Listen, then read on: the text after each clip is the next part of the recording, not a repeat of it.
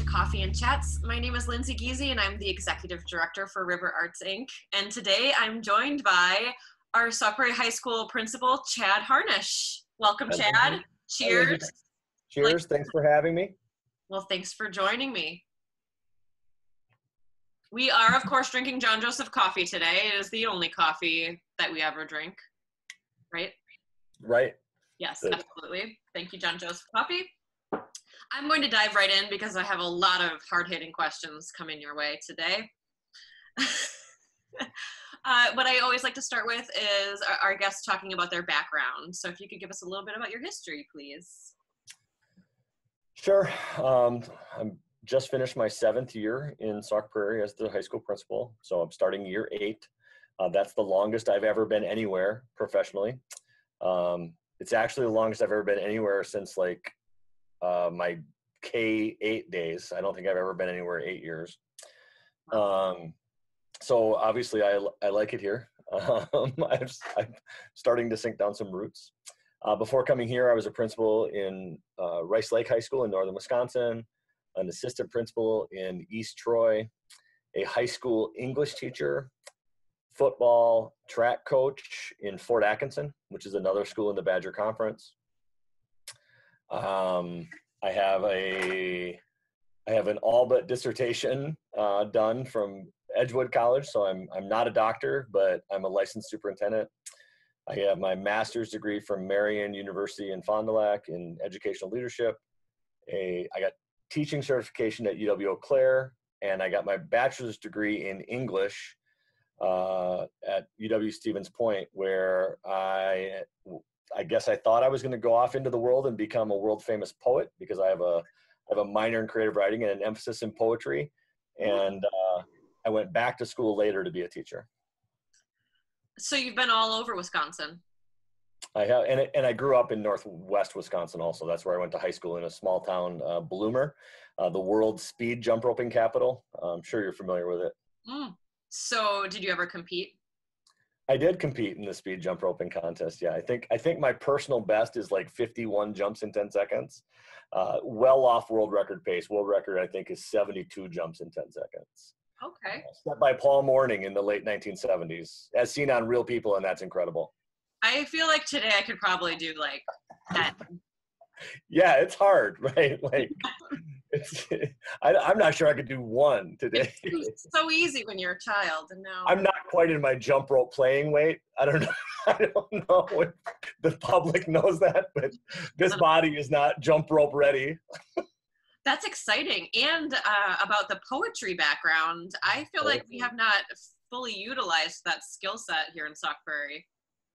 I think I've got some work cut out for me to. Yeah, I think you should probably think about that if you need somebody. But I think for me, right, the way it manifests itself now is just my written communication. I feel very confident in my written communication. I feel like I'm a good communicator. I feel like I'm a good writer, and I think that helps me do my job. But yeah, I'm in the governing process of my life, so I'm governing in prose, right, as opposed to campaigning in poetry. Oh, look at you! And we could almost end right there. I don't know if we'll have anything more profound than that for the rest of the interview. Well, you said this is the longest you've been anywhere. So is Sauk Prairie what you expected it to be?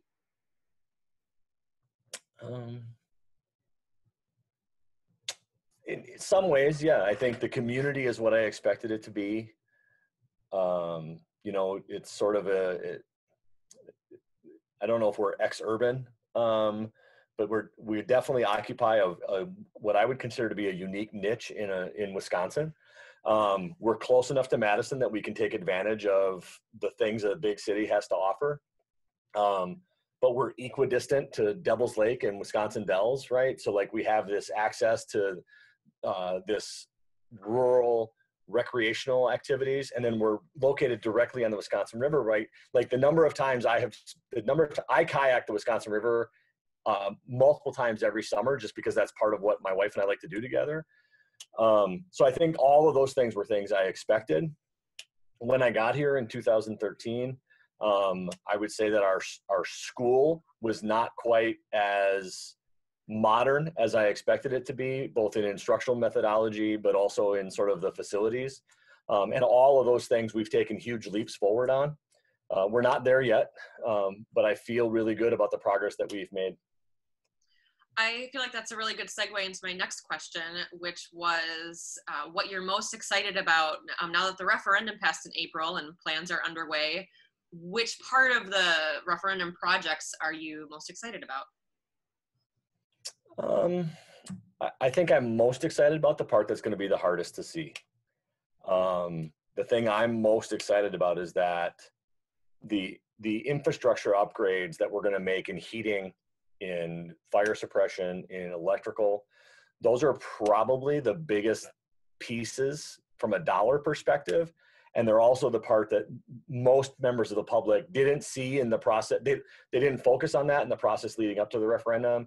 And they're not going to see that part of the construction, right? Like right now, right? What's happening with the artificial turf is something that everybody can see. It's very visible. What happened with the trees was something that was very visible that people could comment on. When we add a new boiler system that is going to save us 50% on our heating and cooling costs, that's a huge impact to this building. 300,000 square feet is one of the largest, if not the largest structure in town.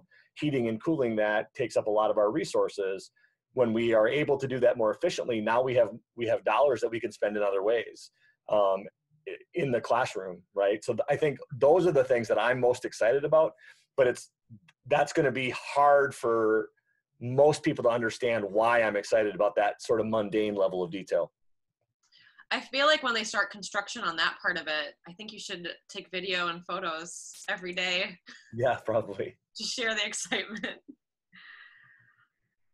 Well, this you kind of answered with the poetry, but not necessarily. If you weren't involved in education, what would you be doing?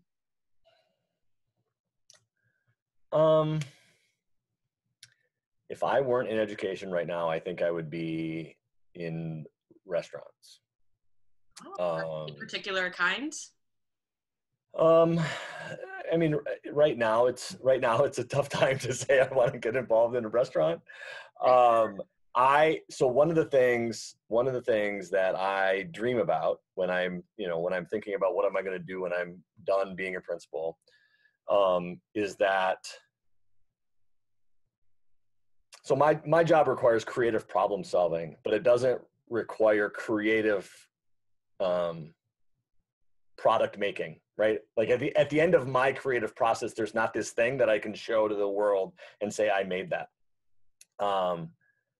And when I was a younger person, I worked in restaurants, chain restaurants mainly, but cooking and making meals for people is a passion of mine, and it's a creative outlet for me. And I enjoy the process of, I don't like cooking that much off of other people's recipes. I like making my own recipes. I like inventing things. I like trying new cuisine and then trying to replicate that in my kitchen. And I really enjoy cooking for people because I know how a well-crafted meal can bring joy and peace to people. And if I were going to do something else, I would want to try to explore that. So right now, the easiest entry into that world is food truck land, right? Oh, yeah. I can make really amazing sandwiches. I've got a couple gumbo recipes that I would feel comfortable putting up in any restaurant setting. So I think those are the kinds of things I think about as to whether or not that's something that I would pursue next. But I think that's probably where I would be right now, because I think it would give me that opportunity for creative expression. Well, I love that you brought up the culinary arts, because I did have a few other questions about if you have any hidden talents or other artistic talents. So I would consider that an artistic talent, but are there any other, can you sing or dance or paint? I was a singer in high school. I was in a barbershop quartet. There are some audio files that exist out there that you will never hear. And, I was in band through middle school. I don't currently play an instrument, though I wish I did. Guitar right now is one that I constantly think about, going to buy a guitar and seeing what level of self-taught I can achieve. I bet you're just dying to be in the Jax band, really. Yeah, I mean, what we need is another school district employee with a beard in that group, So, I don't have that desire to. I'm not a musician. I wouldn't ever consider myself a musician. I don't do any music. That wouldn't be something that, when I watch a band, I don't think about being on stage and being with them. When I watch a play or when I watch a musical, I do think about that, because I have an English degree, and then I went back to school at Eau Claire. And when I first got there, my GPA for my undergrad was not very good, because I had been a football player, and I balanced those worlds, and I was not initially let into the School of Ed at Eau Claire. And so I had to spend some time taking additional classes and working and stating my case and appealing the process. So I spent a semester, and I had some free time for the first time in a long time. And, I did a little bit of self-reflection on what's one thing from my life up to that point that I really felt like I've got a fly who's bothering me. So if you see me wave my hands, it might be because I'm talking, it might be because of the fly. I can see the fly every once in a while too. I had never been in a play. And in high school, I fell victim to the mindset that I was an athlete and I couldn't be creative. So I watched all of our plays. I watched our musicals as a high school kid. And secretly, I desperately wanted to try out for one of those performances, but I wouldn't allow myself to be that vulnerable and take that risk and not be just the football player and also be that person. Yeah. So in college, then I auditioned for Romeo and Juliet that semester that I was first at Eau Claire. And first ever audition, first ever play, I was cast as Friar Lawrence. So I had the third most lines in the play. I thought I was going to be like spear carrier number 5, right? And I ended up being Friar Lawrence. And that led to I was in a small independent theater company's production of Othello. So I've done some Shakespeare, like really low level Shakespeare. At East Troy, they were doing Damn Yankees as their musical, and they had me play the commissioner role in the high school musical in that school. So things like that are things that I would, like, if an opportunity came up, I would leap at it probably. But there just hasn't been an opportunity. Going back to your love of cooking and culinary arts, I know that you're a big fan of Louisiana. Is part of that because of the food there, or what do you love so much about that place? Yeah. So my wife did an internship in New Orleans the year that I was a first year principal in Rice Lake. So 2008, 2009, she was there finishing up her dietetics license as a dietitian. And the way that's like residency for doctors, like they have a match with a school and they go there or they don't become a dietitian, and hers was Tulane. So she ended up living in New Orleans while I was living in Rice Lake, and I visited back and forth 5 or 6 times. And I'm embarrassed to say that prior to visiting New Orleans, I was one of the post-Katrina idiots who said, why do we have a city there? Like, rebuild somewhere else. New Orleans doesn't need to exist there. It's in the middle of a floodplain. It's going to happen again. Like, why are we continuing to invest in this? That was my unenlightened attitude prior to actually having visited the city. So then in the process of making 4 or 5 or 6 visits over that year, and it became clear to me that I think there's an old Tennessee Williams quote that there are only 3 American cities: New York, New Orleans, and San Francisco. Everywhere else is Cleveland, I think, is to paraphrase Tennessee Williams. I'm pretty sure that's pretty close. And I absolutely feel that way. Like, I cannot imagine America without New Orleans. Yeah. Yeah, it is a creative hotbed. the birthplace of jazz. If you are a music lover, I don't know how you cannot visit New Orleans and immediately fall in love. And then certainly the culinary aspects of the Cajun, Creole, the blending of all of those flavors. There's Italian influences in New Orleans. I couldn't live there because it's way too hot and humid. But I sure like visiting, especially in like October through April. Yep. All right, I'm gonna head into some questions that your staff asked. Okay. I don't know which of your staff asked this specifically, but the question is, how long can you make it in a meeting without going to the bathroom? I feel like this is based on a story. I'm a really big guy, but apparently I have an undersized bladder. Okay. So, and I also drink coffee by the 32-ounce cup, right? So I would say that in the morning, when I've started my day with coffee, like an hour before I have to visit the restroom is probably the most I could do it. Afternoon, after I've processed the coffee, afternoon I can probably go a little longer. But that is definitely either Aaron Andres or Shane Bean asking that question. Might be Josh Boyer, one of my administrative team, and it is not the first time that they have tried to shame me for my undersized bladder.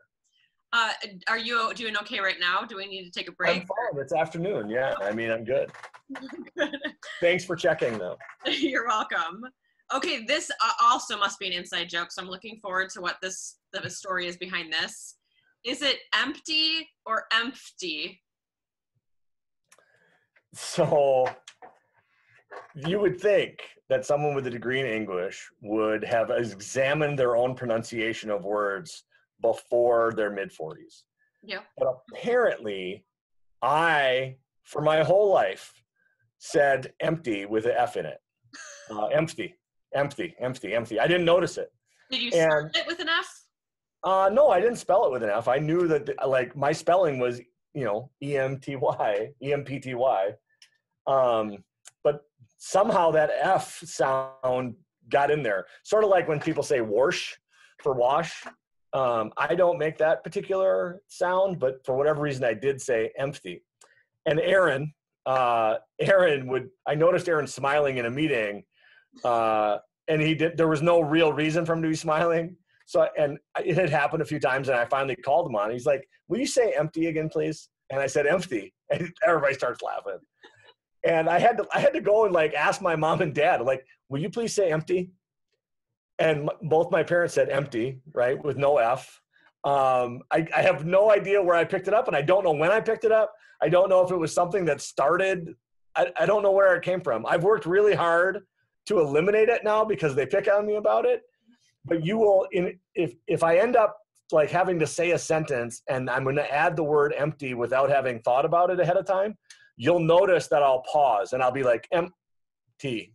And that's when Aaron really laughs now, because he doesn't notice the F sound anymore, but he'll notice when I pause where I would have said the F sound, but I know I'm not saying it because I don't want to get picked on. And that now is even funnier than me saying empty. Is the glass half full or half empty? Technically, it's always full. Shoot. Okay. Because it's half water, half air, even if it's half. All right, fine. Pretty deep. What word are you currently trying to use in conversations as often as possible? I don't do this. So I will get in. So I like vocabulary. I like new words. When I read a lot, and I pick up new words pretty fast. And I end up using words that nobody else knows. I do it a lot. And then sometimes there are words that are not that. They're not words that nobody else knows, but they're words everybody knows, but people don't use them. Mm-hmm. And I'll get into a rut of saying it over and over and over again. Binary is a recent one. Like it's a binary choice. We have this choice or that choice. It's a binary choice, right? Like, and again, some of my teammates would be like, you can just say you can choose A or B. You don't have to add the word binary in there. People know that if you have two choices, it's binary. I'm sure there are other examples that they could give. Is that the one they're referring to? Huh? Is that the one you think they're referring to? It's the one that's come up the most recently, but for all I know, there's one I'm doing right now that everybody who's watching this video will be like, well, he just did it. And I'm unaware of it because I don't know that I'm doing it. And they'll be laughing as they're watching the video because they're like, there's an example. But yeah, so because I frequently add new words to my own language, like I'm in staff meetings and I'll say a sentence and somebody will raise their hand and they're like, what was that word? Which I appreciate because I don't intend to use words that people don't know. I just do. But that's the way you learn them, is to incorporate them in your day-to-day vocabulary, right? Yeah, I think people who don't know me well think that I'm doing, I'm doing some pedantic thing, right? I'm intentionally trying to use words that people don't know to make myself seem smart. Mm-hmm. And if I am doing that, it's unintentional. It's not intentional. I don't sit at the dictionary and like memorize new words. I learn words and then I use them. I wish I would have known that before this interview because I would have tried to just throw in some random words. To see how long it took me to like adopt one? Yes. All right, well, leave it to Cliff Thompson to give me a very thoughtful question for you today. A question and a message. Okay. So Cliff says, you daily demonstrate the philosophy and practice that students are our top priority as learners and as people, and live that priority with your leadership team and staff. Thank you for leading with a heart and mind for the students entrusted with your care. When in your professional career did you make that decision? Who influenced your beliefs? And how do you continue to maintain your positivity and practice going forward? It's a three-parter. So when in your professional career did you make that decision? So, like Cliff answered last week, right? This is a progression. I think that, so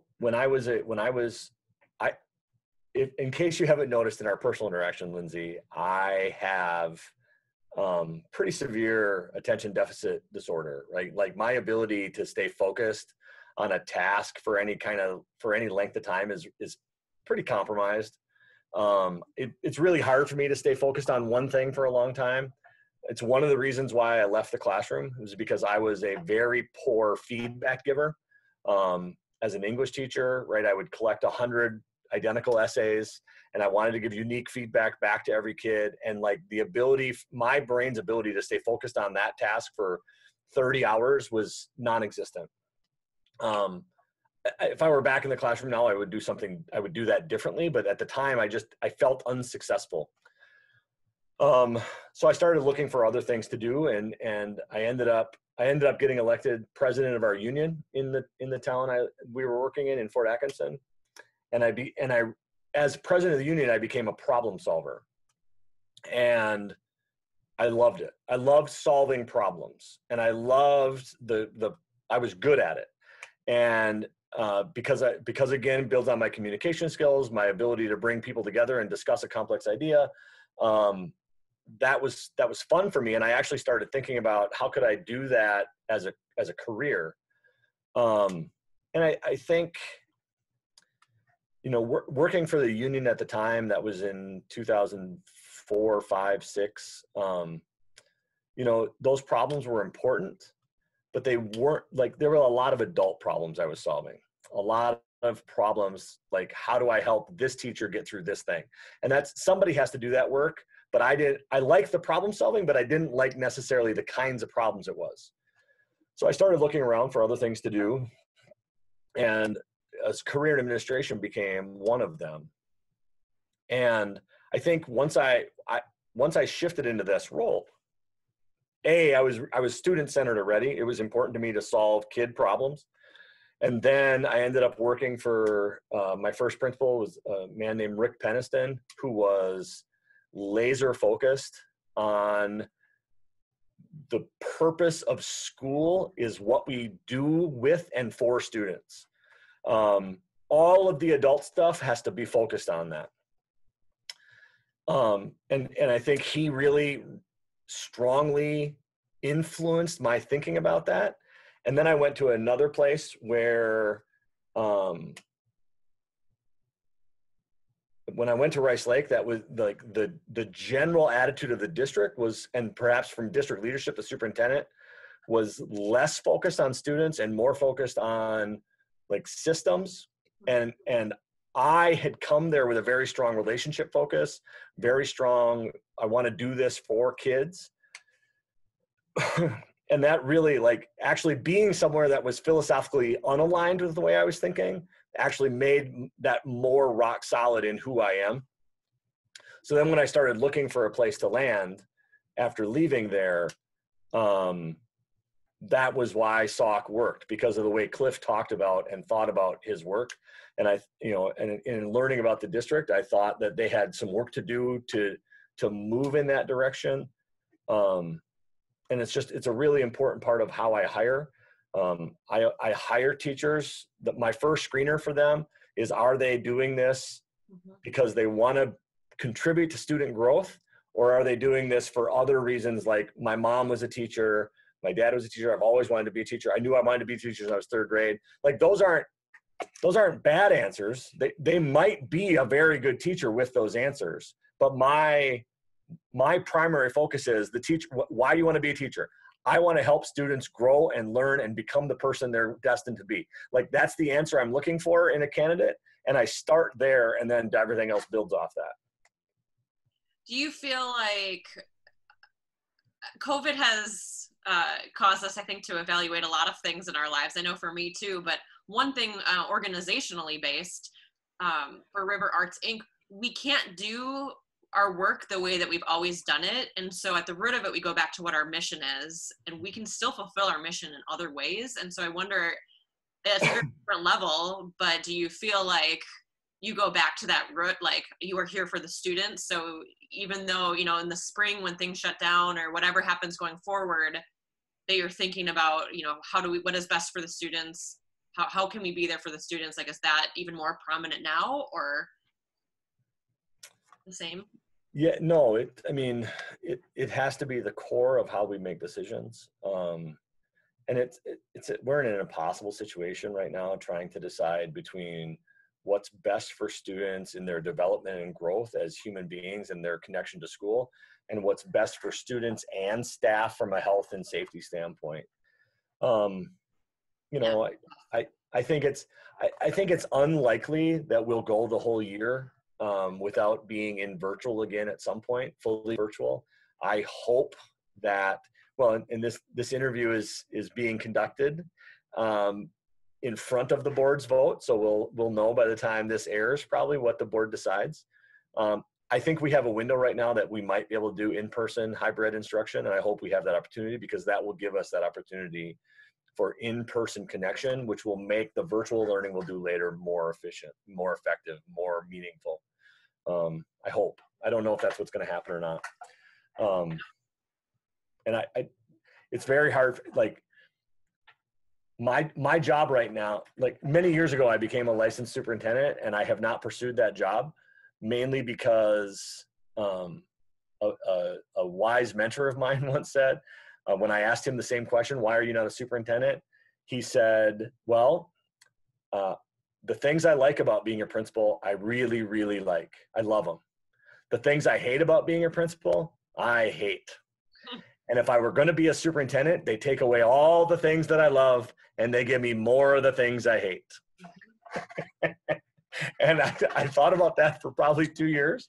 And I'm like, oh yeah, that's exactly how I feel about becoming a superintendent.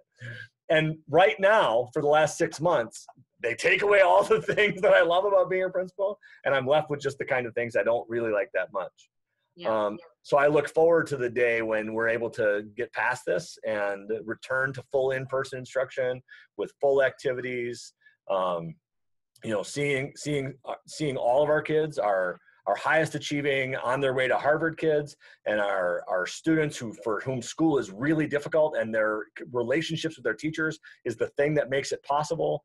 The kids who participate in show choir and they earn a high school diploma because participating in show choir is important to them, and as a result they get the diploma, not the other way around. There's so much complexity to what makes 870 kids tick and why school works for them sometimes, and sometimes it doesn't. I hope we can figure out a great way to do that virtually. I just know we'll be able to do it better when we're in person. Yeah, and I think the people who are watching this are not of this mindset, but I had heard some people say, like, when school went virtual, like, oh, teachers must be loving this. It must just be like a break for them. And I don't know anyone in the education field that is enjoying this, because they want the interaction with the kids, and that's the way you connect. But you're all doing a great job. You're doing the best you can. The hardest day of the last 6 months was the day that the governor's order came down that schools were closed for the rest of the year. I was actually interviewing math teachers when that order came down, and my phone blew up with text messages and news notifications, and I had to pause the interview, step away because it was a virtual interview. I had to pause the interview on my computer, turn my camera off, cry for a minute, and then regain myself and come back into the interview and finish it, because I was devastated. Yeah. It's not fun. It's not fun for anyone. Everyone's just the best. It's hard for everybody, right? People are out of work. It's not fun. I don't like it. I still have a job. I'm grateful for the opportunity to have meaningful work. And I look forward to when we can get past this and we all can get back to some form of normal life. Well, and that's kind of the last part of Cliff's question was, how do you continue to maintain your positivity and practice going forward? What are you doing these days to try to stay positive through all of this? I am beating my wife at backgammon. She wouldn't play me before, so that's an improvement. Okay. And because we're playing, she's gotten a lot better. She beats me about 40% of the time now. I'm excited about that. I don't know if I published a lot of videos to students in the spring that were direct communications from me to them. And that was, I think, an emotionally heavy thing for all of us, but I think it was important for kids to see and hear from me. So that's something that I'm going to return to here soon. And I have that land in northern Wisconsin where we make maple syrup. I live in an apartment on this far side of Middleton, and that's hard, right? Like living in an apartment, I think. So having a place where I can go, where I can walk around the land and cut wood and do some physical chores to sort of take my mind off things has been really an important way for me to get out. When I'm not able to go to the land, we've done things around here. We've hiked a lot of large sections of the Ice Age Trail. We've done some paddling on the Wisconsin River again. I ride my bike the full length of the Greater Sauk Trail fairly frequently, a couple times a month probably. So just that outdoors physical activity, I think, has been an important element to maintaining my own sanity. Yeah, me too. And watch a lot of movies. A lot of movies. What's your favorite one? What's the best one you've seen lately? My wife had never watched A Fish Called Wanda. So we watched that again the other day, right? Which is Kevin Kline's Oscar-winning performance as I don't know if I've seen that. Otto. It is not suitable for children. So anybody out there who's not over 18, stay away. It's 1989. It's a language and nudity issue, which is pretty tame for Netflix land. And Chad, nobody under 18 watches my video. That's probably true. All right, those are all my questions for today. we are sadly out of time. I think that we learned so much, so much today. So thank you.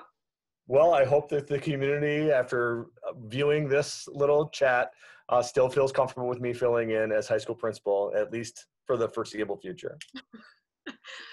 But when this airs, no matter what is decided about how school will happen, there's still a few weeks, so maybe they'll have some time to get over. Some time to put it aside, yeah. Yes. Thank you so much. Yeah, you bet. Thank you very much, Lindsay. I had a great time. Hope to see you soon. All right. Bye-bye.